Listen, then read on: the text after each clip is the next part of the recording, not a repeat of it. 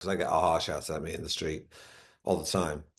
And sometimes I either ignore it completely or I turn around and really aggressively shout, aha, back at them in a way that then scares them. And they walk in the opposite direction.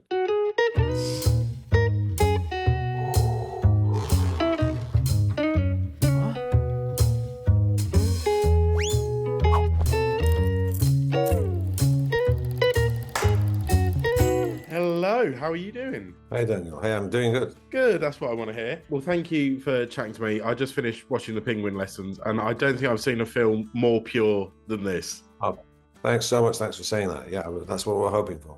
Obviously, in everything you do, I see you as somewhat of a scene stealer yourself, but kind of not in this because you are opposite Baba and Richard, the Penguins. They sort of took that title from you. Yeah.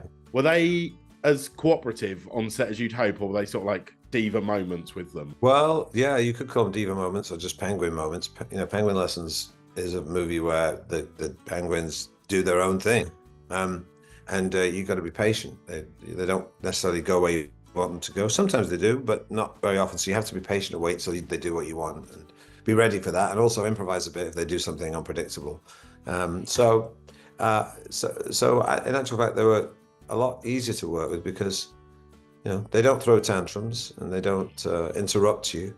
And if you improvise a funny line, they don't trample on it with a line of their own. So easy. I've worked with more difficult actors than the Penguins. Well, who is a more difficult co-star, the Penguins or Rob Brydon? Well, that's very easy. That Rob answers back, which means makes work for me.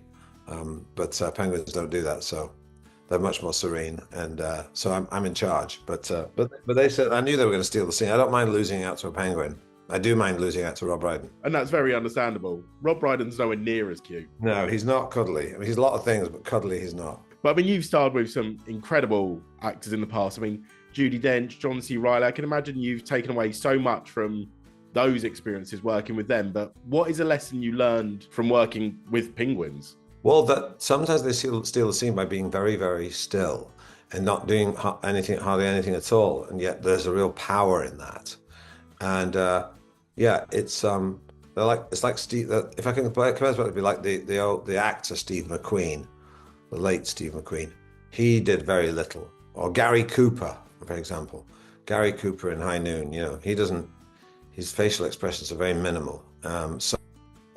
The Penguins definitely had a bit of that kind of star status. They make very little effort, but still manage to capture your attention. I can imagine it was probably one of the hardest days in your career on the final day of shooting, saying goodbye to those penguins. It was hard to say goodbye to them because you kind of form a bond with them. You greet them every morning, you pet them, you say, "Good morning, Baba, how are you?" and you stroke them. And normally they're in a good mood and they let you stroke them and nuzzle you a little. And occasionally they might nip at you. Yeah, well, Richard would, but Baba was much better behaved. But Richard would sometimes. But I didn't mind that. I kind of liked him for not being too, or not being too easy.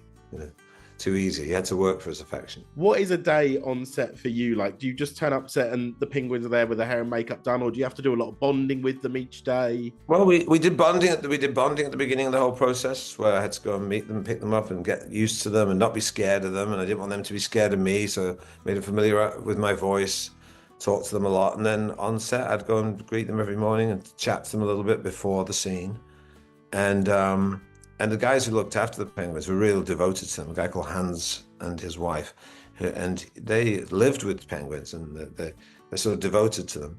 And I'd have to sort of make sure they were.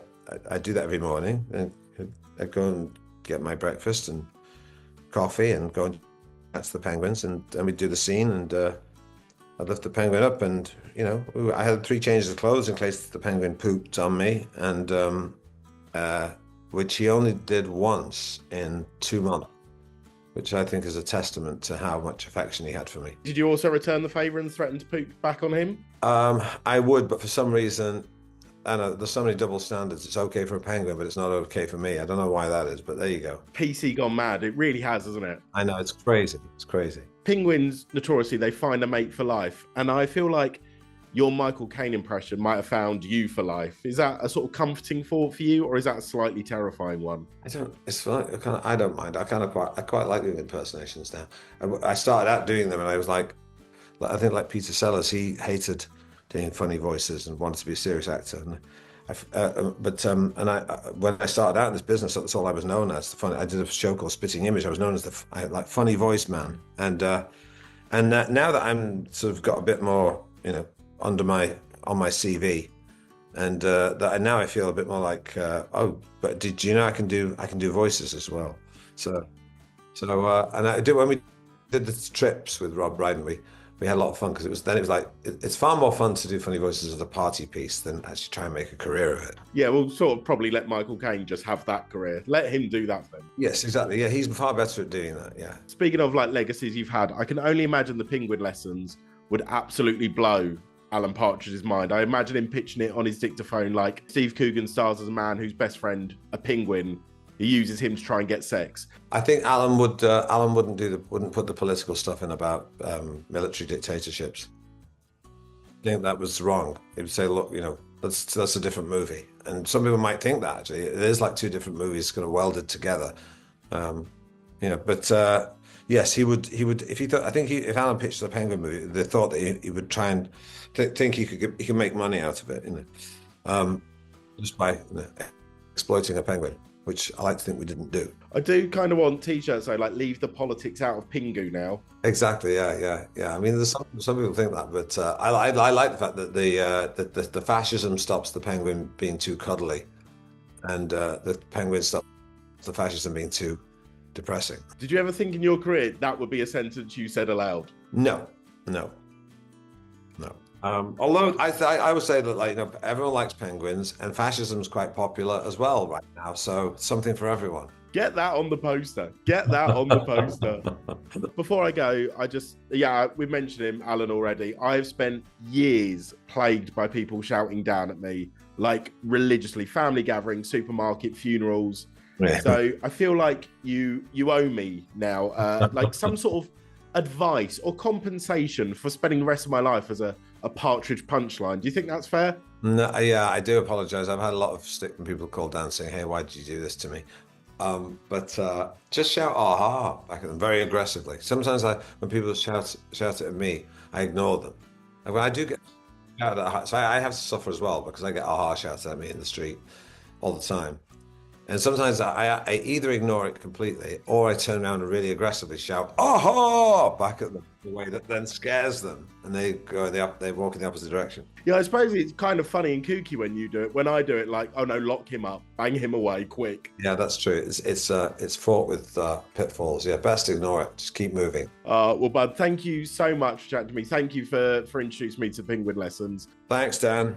Dan. Thank you, Dan. No, it's happening again.